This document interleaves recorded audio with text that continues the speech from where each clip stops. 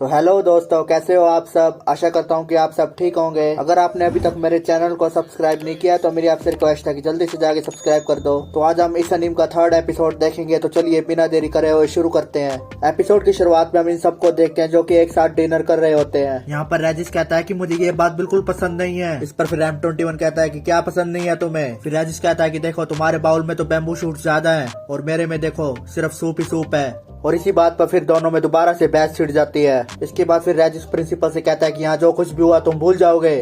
फिर प्रिंसिपल कहते हैं कि ठीक है, बिल्कुल। फिर राजेश कहने लगता है कि माइंड कंट्रोल करने की टेक्निक इस प्रिंसिपल पे तो काम कर रही है, लेकिन इस राय का क्या, मुझे तो समझ में नहीं आता कि इसके साथ क्या चल रहा है। इसके बाद फिर राजेश राय का माइंड कंट्रोल करने की कोशिश करता है और मन ही मन में उससे कहता है कि तुम यहाँ पर जो भी कुछ हुआ तुम उसे भूल जाओगे। लेकिन राय इस पे कुछ रिएक्ट नहीं करता, वो तो अपने खाने में ही व्यस्त होता है। राय को देखकर फिर राजेश कहता है कि इसको समझना तो बिल्कुल मुश्किल है। फिर अगले सीन में हम इन्हीं गुंडों को देखते हैं जो कुछ इन्वेस्टिगेशन करने के लिए जापान आए होते हैं। हम देखते हैं कि ये D5 के मेंबर होते हैं। इसके बाद फिर कैप्टन कहता है कि टाओ, मुझे ये बताओ कि यहाँ की पुलिस ने इस हादसे के बारे में क्या बताया है। हम देखते हैं कि इस बंदे का नाम टाओ होता है और ये हैकिंग करने में बहुत बड़ा एक्सपर्ट होता है। फिर टाओ कैप्टन से कहता है कि यहाँ की पुलिस ने तो बताया है कि इन सब के पीछे एक साइको का आता है। कितनी बकवास बात है ना। फिर शार्क कहने लगता है कि ये तबाही उन लोगों ने मचाई है जिनके पास सुपर पावर है। फिर टाओ कहता है कि सुनो, मुझे जैकी और मैरी की यूनियन को सबमिट की हुई रिपोर्ट मिली है। उन्हें यहाँ कॉफिन लाने के लिए भेजा गया था और जब वो इस देश में आए तो वो M21 और M24 से मिले, वो एक्सपेरिमेंटल सब्जेक्ट जिन्हें उनसे पहले यहाँ भेजा गया था। टाओ बताता है कि उस वक्त M24 ने एक इन्फेक्टी बनाई। फिर कैप्टन कहता है कि मुझे लग रहा है कि यूनियन के इन सारे हादसों के दोष को इन्फेक्टी पे डाल दिया गया। इस पर फिर टाओ कहता है कि हाँ बिल्कुल, मुझे भी यही लग रहा है, लेकिन जैकी और मैरी ने ये रिपोर्ट में नहीं बताया है, मतलब कि वो अब भी कॉफिन ढूंढ रहे हैं। और M21 और M24 कहाँ है इसका तो कुछ अता पता ही नहीं है। इस पर फिर कैप्टन कहते हैं कि अब तक उनकी मौत का कुछ पता नहीं, तो वो जिंदा ही होंगे पक्का। अगर तुम सबको उनमें से एक भी मिले तो उसी वक्त उसको पकड़ लेना। टाओ, तुम और जानकारी ढूंढते रहो। इसके बाद फिर सीन चेंज होता है और हम स्कूल का सीन देखते हैं, जहाँ पर हैनशिन उसे कहता है कि इतनी होशियारी करने की क्या जरूरत थी। वो तो शुक्र है कि वो सिक्योरिटी गार्ड बीच में आ गया, नहीं तो आज तुम जिंदा नहीं होते। इस पर फिर शिनवू कहता है कि वो तो मैं तुम्हारे लिए लड़ाई कर रहा था ताकि वो गुंडे तुम सबको बुली ना करे। इस पर फिर हैन कहता है कि जाना, तू क्यों झूठ बोल रहा है, तू तो बस सीरिया को दिखाने के लिए कुछ ज्यादा ही शो ऑफ कर रहा था। इसके बाद तभी वहाँ पर राजेश और सीरिया भी आ जाते हैं। फिर हैन राजेश के पास चला जाता है और उसे कहने लगता है कि तुम्हारे पास अभी बुक्स नहीं है ना, चलो तुम मेरे साथ बैठ जाओ, हम बुक्स को शेयर करके पढ़ेंगे। मैं चाहता हूँ कि हम दोनों एक अच्छे दोस्त बन जाए। अब हैन को राजेश के साथ बातें करते देख हमारा शिनवू तो बहुत ज्यादा कंफ्यूजन में पड़ जाता है, सोचने लगता है कि हैन को लड़कियों से ज्यादा लड़के पसंद हैं। मुझे लग रहा है कि इसको लड़कों में ज्यादा इंटरेस्ट है। इसके बाद फिर हैन राजेश के कान में कहता है कि तुम्हारी हाइट कितनी है। मैं तो बस 157 सेंटीमीटर का हूँ, चलो ना राजेश, बताओ ना जल्दी। इस पर फिर राजेश कहता है कि मैं तुम्हारे जितना ही हूँ। इस पर फिर हैन कहता है कि हाँ मुझे लगा ही, लेकिन बाकी सबसे छोटा होना कितना अजीब लगता है ना। हर कोई लंबा हो रहा है, लेकिन कोई बात नहीं, हम इसका एक साथ सामना करेंगे, है ना। फिर राजेश कहता है कि छोटी हाइट होने से क्या चिंता, किसी की लंबाई से कोई भला क्यों डरे। इसे सुनकर फिर हैन कहता है कि तुम कितने कूल हो और तुम कितने मेंटली स्ट्रांग भी हो। इसके बाद फिर राजेश देखता है कि दरवाजे के बाहर कोई है। राजेश सोचने लगता है कि ये पक्का M21 होगा जो मुझ पे नजर रख रहा है। फिर अगले सीन में हम देखते हैं कि राजेश और सीरिया ग्राउंड में M21 के पास होते हैं। वहाँ पर राजेश M21 से कहता है कि आखिरकार तुम क्या चाहते हो, तुम हम दोनों पर नजर क्यों रख रहे हो। इस पर फिर M21 कहता है कि तुम्हें कुछ मिसअंडरस्टैंडिंग हुई है, मैं ऐसा कुछ नहीं कर रहा। फिर राजेश कहता है कि मेरे आगे झूठ मत बोलो, मुझे तुम बिल्कुल भी पसंद नहीं हो, मुझे नहीं पता तुम ह्यूमन सोसाइटी को ज्वाइन करके क्या पाना चाहते हो। फिर M21 कहता है कि मैं बस स्कूल के ग्राउंड में पेट्रोलिंग करता हूँ, यही मेरा काम है। फिर राजेश M21 से कहता है कि मानो या ना मानो, अगर तुमने कुछ ऐसा किया जो मुझे पसंद नहीं आया तो तुम बहुत पछताओगे। फिर M21 कहता है कि तुम्हारी जो मर्जी हो वो करो, लेकिन अब क्योंकि तुम यही हो तो मैं कह देता हूँ, तुम दोनों रात को कुछ ढूंढने के लिए बाहर जाते हो, लेकिन बच्चों को देर रात तक बाहर नहीं घूमना चाहिए।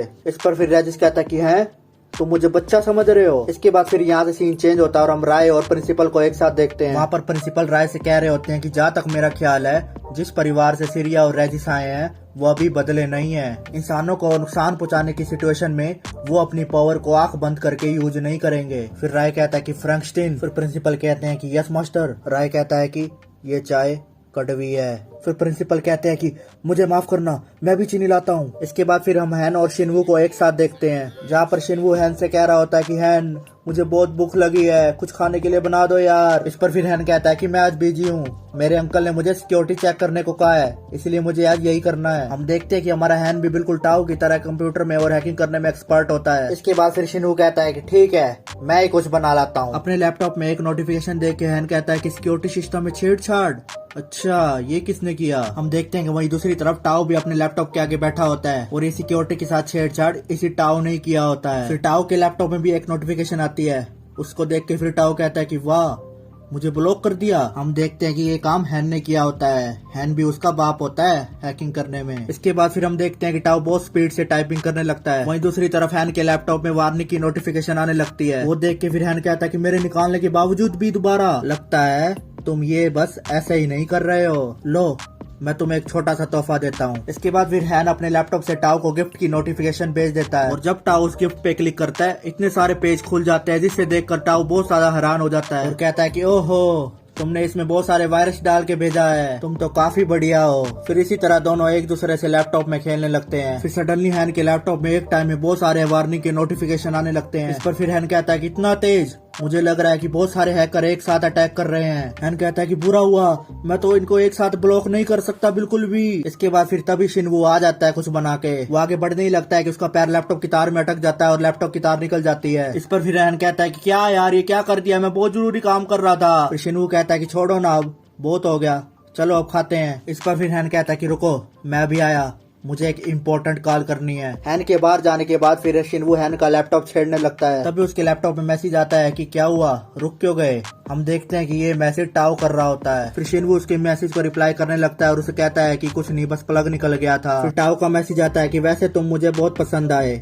जो तुमने तोहफा भेजा वो मुझे काफी अच्छा लगा। ये मैसेज पढ़कर फिर शिनवू शौक में पड़ जाता है और सोचने लगता कि हैन ने गिफ्ट दिया इसको। फिर टाओ का मैसेज आता है कि आज मुझे बहुत मजा आया, दोबारा मिलेंगे हम। ये मैसेज पढ़कर शिनवू और ज्यादा हैरान हो जाता है और कहने लगता है कि ये पहले भी मिल चुके हैं, इसने मुझे पहले तो कभी नहीं बताया इसके बारे में। फिर शिनवू मैसेज में लिख के भेजता है कि बाय द वे तुम कितने साल के हो। फिर दूसरी तरफ से मैसेज आता है कि 24, लेकिन क्यों। ये मैसेज पढ़ के तो शिनवू के पूरी तरह से होश उड़ जाते हैं। शिनवू कहता है कि क्या, ये अपने से बड़ी उम्र की लड़की से डेटिंग कर रहा है। फिर शिनवू मन ही मन में सोचने लगता है कि तो आज ये रेजिस के साथ इतना क्लोज क्यों था। फिर शिनवू उसे मैसेज करता है कि तुम्हारा नाम क्या है, इचिकावा, हरुटो या कुछ और। फिर दूसरी तरफ से मैसेज आता है कि मैं एक लड़का हूँ, बेवकूफ। ये मैसेज पढ़ के तो भाई शिनवू तो पूरी तरह से पागल ही हो जाता है और कहने लगता है कि हैन को सच में लड़के पसंद हैं। तभी वहाँ पर हैन भी आ जाता है और उससे कहने लगता है कि तुम किसकी परमिशन से मेरा लैपटॉप छेड़ रहे हो। इस पर फिर शिनवू कहता है कि वो मैंने सोचा कि मैं तुम्हारी थोड़ी मदद कर दूं। इसके बाद फिर क्या होना था,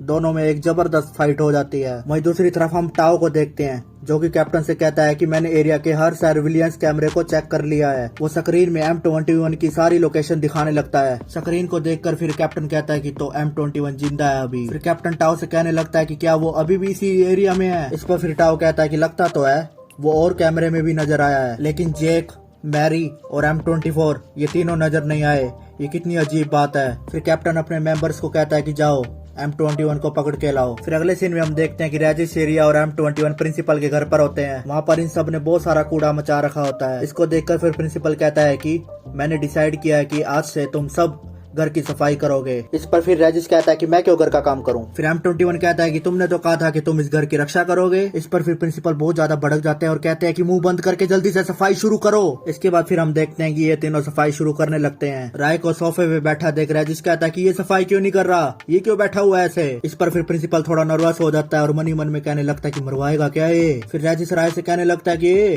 तुम खाली क्यों बैठे हो, हमारी मदद कराओ सफाई में। इसके बाद फिर हम देखते हैं कि राय खड़ा होकर वहाँ पर आ जाता है और सफाई करने लगता है। इसके बाद फिर हम देखते हैं कि रात हो चुकी होती है और M21 रात को बाहर घूमने के लिए आया होता है। तभी उसके सामने D5 के दो मेंबर शार्क और हैमर वहाँ पर आ जाते हैं। शार्क M21 से कहता है कि मैं तुझे ही ढूंढ रहा था। फिर M21 कहता है कि कौन हो तुम, क्या काम है मुझसे। फिर शार्क कहता है कि हाँ M21, मुझे बहुत काम है तुमसे। ये सुनकर फिर M21 हैरान हो जाता है और सोचने लगता है कि इसको मेरा कोड नेम कैसे पता। फिर शार्क M21 से कहता है कि D5, कुछ याद आया। ये सुनकर फिर M21 कहता है कि D5 यूनियन की स्पेशल फोर्स टीम। फिर शार्क M21 से कहता है कि चलो हमारे साथ चलो।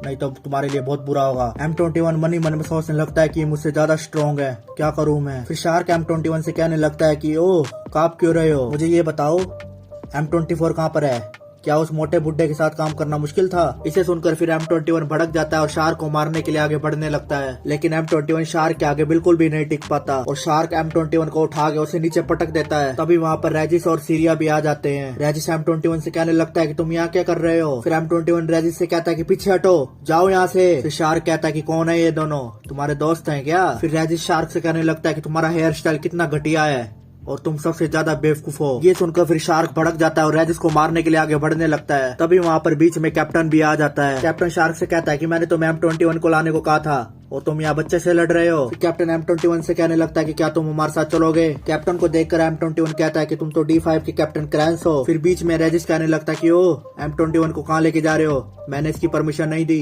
फिर कैप्टन M21 से कहने लगता है कि क्या इन दोनों का तुम्हारा करंट मिशन से कोई लेना देना है। इस पर फिर M21 कहता है कि नहीं, ये दोनों तो बस दो हंसों के जोड़े हैं। इस पर फिर M21 कहता है कि ठीक है मैं चलूंगा। M21 मन ही मन में सोच रहा होता है कि इनको लगता है कि मैं यूनियन का एजेंट हूँ, अगर मैं इसका फायदा उठाऊं तो मुझे मेरे साथियों का नाम पता चल सकता है। हाँ यही सही है, मैं इनके साथ चला जाता हूँ। इसके बाद हम देखते हैं कि M21 कैप्टन के साथ जाने लगता है और हमारा ये एपिसोड यहीं पर ही खत्म हो जाता है। अगर आपको ये वीडियो अच्छी लगी हो तो मेरे चैनल को सब्सक्राइब करें और कमेंट बॉक्स में कमेंट भी जरूर करके जाएं। तो अब हम फिर मिलेंगे अगले एपिसोड के साथ। Thank you.